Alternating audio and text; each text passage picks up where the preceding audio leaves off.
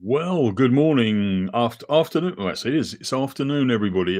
If there really are people out there, apologies for the late start. And also apologies. I've got to make an apology of my own because our doorbell could very well ring. Should have had a parcel delivered by now. And yes, I can block all the sounds out and turn off, turn on noise cancellation on my microphone and everything, but I If can't you, block the sound. So my wife's going to run as quickly as she can to the I was going to door. say, do you want me to fill in whilst you disappear to the door, Derek? I'll Oh, just no, no, no, rubbish for no, 10 no, the minutes. door the Oh, door will get answered, but yeah, this is a problem these days. But anyway, welcome to the Opinioneers, and this week the topic is, I think, did we say innovations in cybersecurity or innovations and oh, cyber? Anyway, it involves innovations and cybersecurity, of which there are quite a lot when you look at it. So, what have you found then, young Stuart? well, I have a question I want to ask you, Derek, I suppose about innovation in cybersecurity. Um, do you want your house? Sorry, let me put it in a different way. You've got a choice, haven't you, if you're building a business? You've got a choice of spending money to make it innovative or secure. You really can't divert sort of funds without sort of having to make those sort of choices. You can't spend off not as highly as you want on both. So, do you want your business to be innovative or secure? And I think we have choices to make in that. And Mhm. the way I'd like to explain it is let's just ask a question at the moment. If you've got a big house with no front door, have you built and made the wrong choice? Have you made the wrong choice about what your business should be like? So, say you spend a lot of money on innovation, but you don't lock any of that innovation away. Say you spend a lot of money on making innovative new products, but you don't control who's able to access them and you don't control who's able to sort of take advantage of them. Have you really spent money in the most effective way for your business? And I think too many people at the moment are building big houses and they're just leaving the door open and allowing anybody along the way to wander in, take whatever they've got inside the house and wander off with it. And I think too many businesses are not thinking about putting security and cybersecurity at the heart of their business, even when they're still a startup. Just a thought. Indeed. The answer to your original question, can you have both, is yes. But I also think that if you it, it's like anything else. If you retrofit something, Aha. it's there's always more upheaval Always. and usually more cost. So if you start your business or design your business even with these security things in mind, then it's a lot easier. I mean, people think cybersecurity, IT. It's not necessarily that. A lot of it is IT, but one of the things is the idea of zero trust architecture.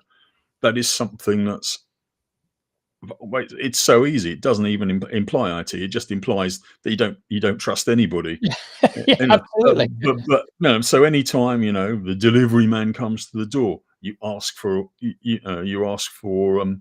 ID verification. When you log onto an app or something, you have two-factor authentication, that sort of thing. If you don't trust anybody, then as long as you make those verifications relatively pain-free, then I'm not saying you'll be completely secure, but you'll be a lot more secure if you trust somebody. Yeah, and I think this is where it comes back to, there the innovate. I started it with innovation or cybersecurity, and we're Yeah, talking about innovation, if you like, within cybersecurity. And it comes back to what you've just said. You can be innovative, but you have to be innovative in a way in which you start off with the premise of we don't want this innovation leaking out. indeed. We're going to keep it to within our own organization or within a trusted group. So you have to be innovative. You have to build those trusts, but you have to understand the people you're building with. Now, I'm not saying that this is a one and done thing. It's not. It's a journey. As you start and understand better what what you can, who you can trust, you need to make those changes. But for me, I think far too few business owners, boards of directors, people like that are sitting down today and saying to themselves, we need to be secure with everything we've got around us, because a lot of them look and go, well, what's the real cost of this? What's the real risk? And the trouble is that we can't easily measure that risk, because too many people are not saying what's happened to them because they don't want the news to leak out. It destroys their their brand. It destroys the way in which they've managed their business, because it sounds as if they've been foolish. So they're not honest about it. But you only have to look. There were two very, very large cyber hacks very recently. Yes. UK, two retailers were hit. One of them, it's going to take them months to recover. Now, that's become very obvious, but I bet you there are many, many businesses that are keeping it quiet because they don't want the same publicity. No, no, definitely not. And that's the problem. I think looking at what's happening and looking at the comments on what's been happening, I think most people's attention to detail regarding cybersecurity is very, I think it's archaic. Agreed. I mean, going back slightly further back in time, I can remember the NHS being hacked, and it then came to light that lots of terminals were running ancient versions of Windows. You know, the security simply wasn't there. But the problem then was you had to go and you had to clean every single computer in the company before you put stuff back properly. And that's the problem with M&S and Boots. They've got linked computer systems. Different parts can be infected. They've all got to be cleaned, and then the systems have to be rebuilt. And it just takes so long. I mean, it is expensive.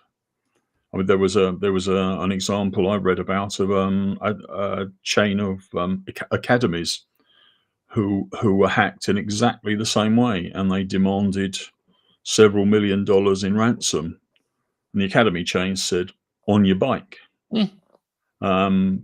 And that they hired a cybersecurity protection firm who played lots of dirty tricks along the way. They strung these guys along, making them believe they were naive and all the rest of it, whilst in the background they disinfected and rebuilt their system. But it still cost them £750,000. See, and we're starting down the discussion of sort of the costs associated with it. The costs associated very quickly wipe out all your innovation. You've spent a lot of time, a lot of effort being innovative. You've spent a lot of effort trying to sort of get ahead of your competition by doing things in a different way. This can very quickly overwhelm all of those efforts and take away the efforts of the team that are actually doing that innovation. So for me, it's important to start making sure that you start your innovation journey with a safety first, or zero trust, as you put it, Derek, zero trust attitude to start with. But that is difficult to embed in an innovation culture, because innovation is by its nature open. It's collaborative. It's an attempt to actually get ideas from as wide a number of sources as possible. So there's an inherent contradiction for me in this. And that's why I've used the word journey, because as you're starting off this, for want of a better word, clever way of trying to sort of, allocate your scarce resource, you have got to think about, what does this mean for the way in which we build from here on in? The other thing that it can be useful, I came across it in a very different environment a year or two ago, is blockchain. And it's Mm, interesting because blockchain is associated with Bitcoin, which is seen as a very dodgy place to be by a lot of people. But mm, in this context, it was used in import export, where documentation and record keeping is very important, and the all the records, the customs declarations, everything effectively followed containers around the world. Not only that, they had put internet-enabled devices on various containers. So not Yep. only could you see the custom status, where these things were, you could actually see the temperature. So you can prove, for instance, that when somebody makes an insurance claim because their goods are spoiled in a container, you can see at what point in the journey they were spoiled. And it's not quite security, but the point is everything surrounding an object or objects, like who has access, for instance, goes around. The idea of it not being centralized actually makes it well. The idea of it all following it around makes it more useful, makes it more secure. But the idea of it not being centralized also makes it secure. Yeah, agree. Yeah. Unlike a cloud architecture where it actually potentially leaves it open to attack. Mhm. So it is interesting. I think what you need to do is consult. It pains me to say consult an expert, but get some expert advice on what your end game is. What are you trying to do? Because But let's try and sort of as in the best possible way order the disorder, Derek. If you are going to try and put innovation into an organization with safety in mind, what are the steps that you would initially um, ask that organization to do? I'm trying to think of a better way to do it than saying, what's your advice, Derek Cheshire, the chameleonomist? Chameleonomist. I'm I sorry, can s- I can't say I can say it now. I can't say it until I've had 15 gins. So, as a chameleonomist, oh grief, what would your advice be to an organisation that needs to add innovation in a safe and secure, cyber secure way? Ask Colin first of all. Well, ask Colin. Yeah, obviously we ask Colin. Colin Ask is a Col- good guy. Colin is a good guy. He leaps from tree to tree with very little effort. And I think the idea of sort of like zero baggage, if you like, is one that goes quite well with Colin Hmm. because Hmm. he's very secure. He looks after himself, and he doesn't have a great deal around him. So I think Colin is probably zero trust because he likes he's afraid of things that might eat him, um, which is quite good. And Which is quite a lot of stuff, actually, knowing Colin, isn't it? I think also he's probably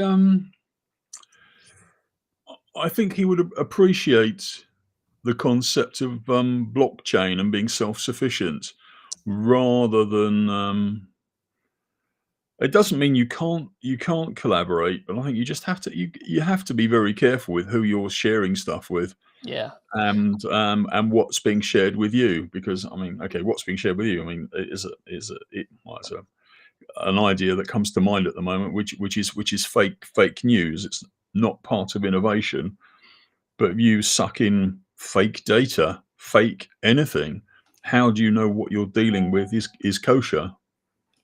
So let me just give you a couple of my thoughts on the back of that. And I think Colin's a great example for this. I've got to admit, I hadn't thought of Colin as being sort of an example of this one. But okay, I have done work in some fairly secure environments with which involved having to sign bits of paper, which enable you to sort of to pin your colours to the mast in terms of not letting those secrets become known.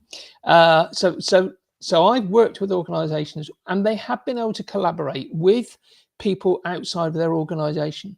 But there are some basic rules that start, and they start with exactly what you said, which is you do not just let anybody in. You set up places where you can be collaborative, but those collaborations require people to really authenticate who they are before you allow them in. You don't use publicly available Signal chats, for instance. You use a properly authenticated, properly secured piece of technology. No, nobody would use a publicly available signal chat, surely. I cannot imagine they would. But let's just suggest that actually those are not good ways of collaborating if you want to be really secure. I'm sorry to have to say, not even things like WhatsApp are a good way of doing it. Yeah, you can sort of claim it's secure, it's end-to-end encrypted, what have you. But I would only use technically vetted stuff which I have got control over in order to be able to do that environment, that sort of collaboration. So that's the first step that we did. And the second step, that we made sure that it wasn't just any old person that we invited to come in. We had to know who they are, and they had to prove that that person was associated with whatever identity they were doing. Then we were able to share quite complicated, quite confidential data in a way that we knew what was going to happen to it. There is audit trail, there was other things associated with that, so that we knew people what they were doing and what they were doing with it. So, you have to just start by, exactly as you said, I want to make this an innovative and open environment, but with only the people that I truly trust. Yeah. So what effectively what you've described is the old-fashioned version of two-factor authentication. It is. It is. And these days it's so much easier. I mean, I'm not quite sure how it was done, but relatively recently, oh yes, I had to apply for a tax rebate. That was very nice. I like getting money off the tax man. But the way all that stuff is done, the authentication, you have to authenticate who you are. Doesn't matter when they take money off you. It doesn't matter. You could be anybody, but when they want to give money back to you, they're very, very keen on Yeah, I bet. authenticating who you are. But that involved bank accounts, involved a passport, logging into my government gateway account, me taking pictures of myself, which, to be honest, didn't take very long. But if you can authenticate your identity that easily, and I imagine there's probably something approaching blockchain technology behind that, then it does make it so much easier. I mean, because we used to, I mean, I've done it. By the sound of it, you've done it. Just signed NDAs and signed the Official Secrets Act are the two things that you'd have done in the past. And that does require, it just assumes that you're trusted because you've signed the Official Secrets Act. And nothing could be further from the truth, Nothing could really. be further from the truth. It's got very little to do with protecting secrets, but that's another story that we get. But it does mean that you stop and you think.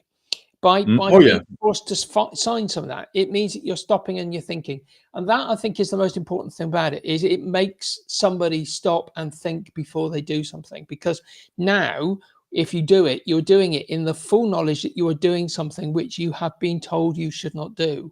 So you've got to stop people from just doing something without Mhm. thinking. And I think there's a key message here. During any innovation, you have to be asking people to be intentional.